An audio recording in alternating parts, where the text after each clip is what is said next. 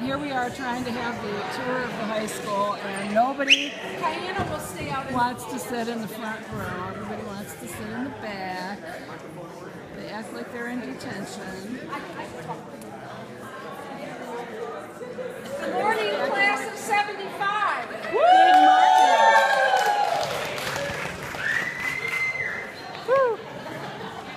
For those of you who don't know me, I'm Patty Giesecke, class of 74. My cousin Diane was in your class, and my brother Mark was in your class. So, this is one of my volunteer jobs that I conduct the tours during the summer when the rest of the preservation committee is at their cottages. So we start here and we'll walk through like the most significant parts of the school, show you what preservation has done since you left, because clearly lots of things don't look the same. So let's go back to 1925. What you do? Yes, she did.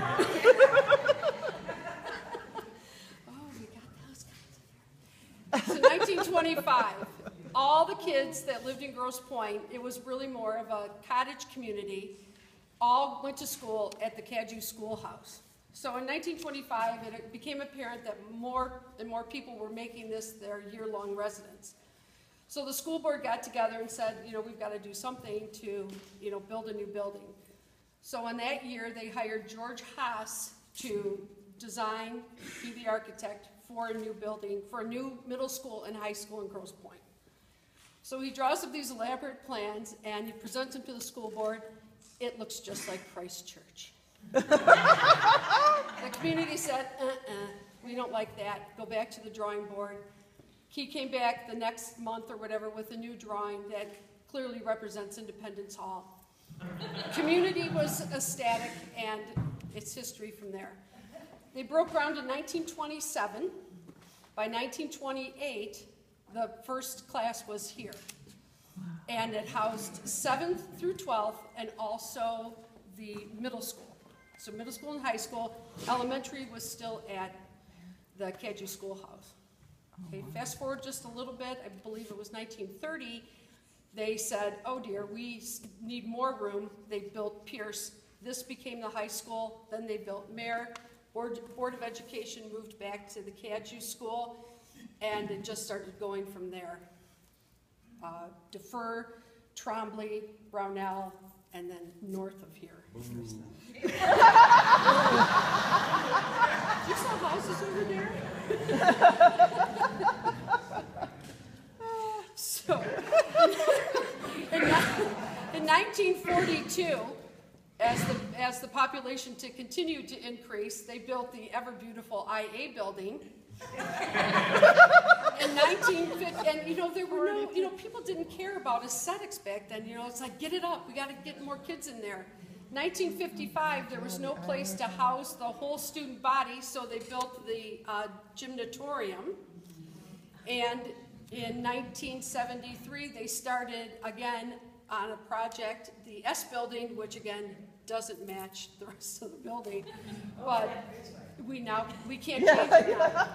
Yeah, the breezeway, they took the breezeway down, and driver's ed. And so now there's nothing they can do because it's over 25 years old to change the outside look of the IA building and the S building, so they covered it up with So, let's see. In 2008, and I think that you maybe walked by the new, and we'll go over there, the new John and Marlena Bull Activities Building, which was, built with their money as well as millage money. So, the Mothers Club of Grosse Pointe South High School, which I'm sure a lot of your mothers were involved in, if you weren't, were really the ones instrumental in preserving this building. They started in Clemenson Hall and have worked their way throughout the whole building, preserving it the way that it was originally. Now, if you remember, these chairs were not what you sat in 1975. They were orange, if you remember. But they totally made this look, replicated everything, had the plaster redone.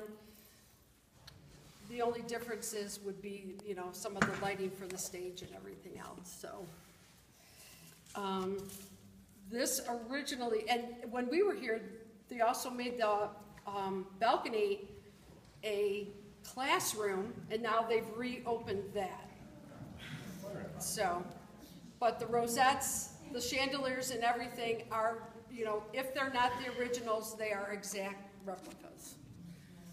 So, anyway, from here, we will go to the old pool, which is now the student commons. And I'll give you a little history.